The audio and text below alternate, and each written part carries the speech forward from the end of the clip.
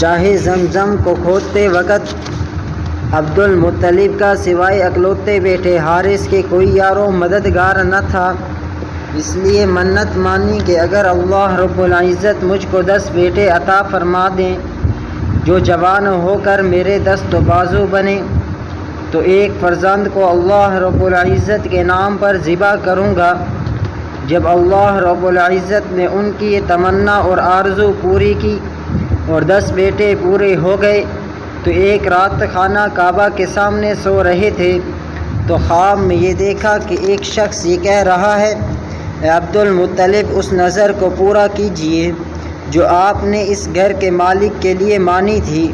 عبد المطلب خواب سے بیدار ہوئے اور سب بیٹوں کو جمع کیا اور اپنی نظر اور خواب کی خبر دی۔ سب نے یک زباں ہو کر یہ کہا، آپ اپنی نظر پوری کریں، جو چاہیں کریں۔ عبد المطلب نے سب بیٹوں کے نام قرہ ڈالا۔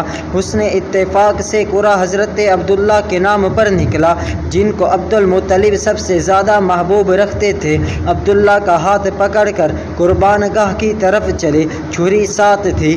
حضرت عبداللہ کی بہنیں یہ دیکھ کر رونے لگی۔ ان میں سے ایک بہن نے یہ کہا، اے باپ آپ 10 اونٹوں اور عبداللہ میں قرہ ڈال کر دیکھیے، اگر قرہ اونٹوں کے نام پر نکل آئے تو 10 اونٹوں کی قربانی کر دیجئے اور ہمارے بھائی عبداللہ کو چھوڑ دیجئے۔ اس وقت 10 اونٹ ایک آدمی کی دیت ہوا کرتے تھے۔ قرہ جو ڈالا گیا تو اتفاق سے حضرت عبداللہ کے نام ہی پر نکلا۔ عبد المطلب 10 اونٹوں کو زیادہ کرتے گئے، قرہ ڈالتے جاتے مگر قرہ عبداللہ کے نام پر ہی نکلتا تھا، یہاں تک کہ 100 اونٹ پورے کر کے قرہ ڈالا گیا تو قرہ اونٹوں کے نام پر نکلا۔ اس وقت عبد المطلب اور تمام حاضرین نے اللہ اکبر کا نعرہ بلند کیا۔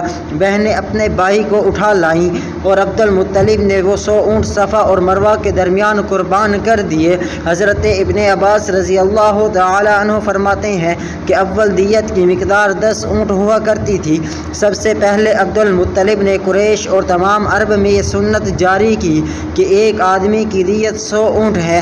نبی کریم صلی اللہ علیہ وآلہ وسلم نے بھی اس کو برقرار رکھا۔ اسی واقعے کے بعد حضرت عبداللہ ذبیح کے لقب سے موسوم ہوئے اور اسی وجہ سے نبی کریم صلی اللہ علیہ وآلہ وسلم کو ابن الذبیحین کہتے ہیں، یعنی 2 ذبیح کے فرزند۔